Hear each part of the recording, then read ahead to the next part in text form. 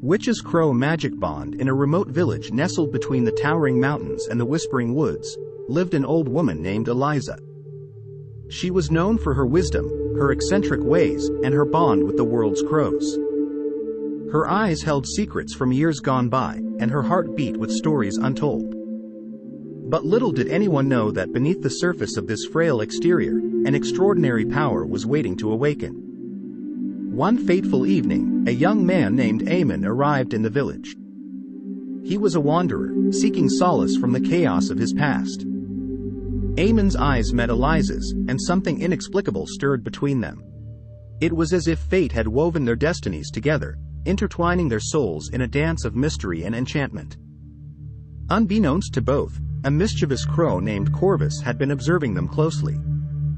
Corvus was no ordinary bird.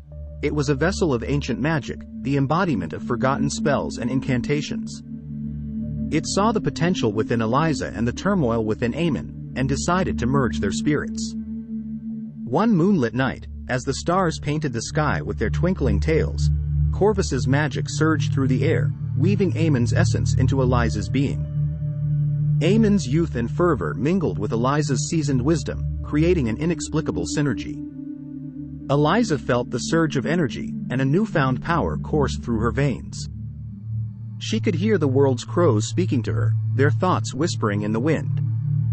But the union was far from harmonious. Eamon's spirit resisted, his memories and desires clashing with Eliza's sense of self. A battle of wills ensued within the depths of Eliza's psyche, threatening to tear her apart.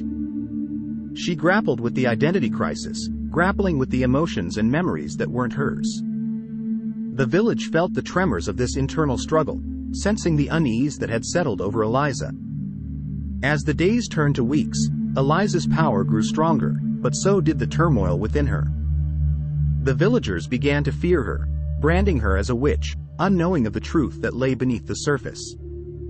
Eamon, trapped within her, felt a growing desperation to break free from this unnatural connection. He yearned to reclaim his identity and find his grandfather, who held the key to severing their bond. One stormy night, as lightning streaked across the sky and thunder rumbled like a beast's growl, Eamon's voice resonated within Eliza's mind. He pleaded for her help, and the depth of his anguish pierced through her. Eliza, driven by compassion, hatched a plan to release Eamon from her grasp. Using her newfound powers, Eliza orchestrated a grand spectacle, a dramatic farewell that would mark their separation. She called upon the world's crows to gather, and their collective cawing formed a symphony of magic. Tears streamed down her face as she embraced Eamon one last time, comforting him with words of reassurance and love. With a heavy heart, she whispered secrets of her past, sharing the story of how she too was once bound by magic. And then, amidst a flurry of feathers and wind, Eliza's spell reached its zenith. Eamon's spirit was pulled from her, free at last. As he stood before her, his own self once again, tears mingled with the raindrops on his cheeks. Eliza's heart ached as she watched him go, but she knew it was the right thing. With the dawn of a new day, the village awoke to find Eamon gone. Eliza, standing by her window, whispered a silent farewell. She knew that her destiny was to continue walking her path, carrying the stories of her past and the world's crows in her heart. And as for Eamon, he embarked on a journey to find his grandfather, armed with the lessons he had learned from the old woman and the crow. In the end, Heist Highways became a legend, a tale of the interplay between age and youth, of magic and the human spirit. The village would forever remember Eliza, not as a witch, but as a guardian of secrets and a weaver of destinies, her story carried on the wings of the world's crows.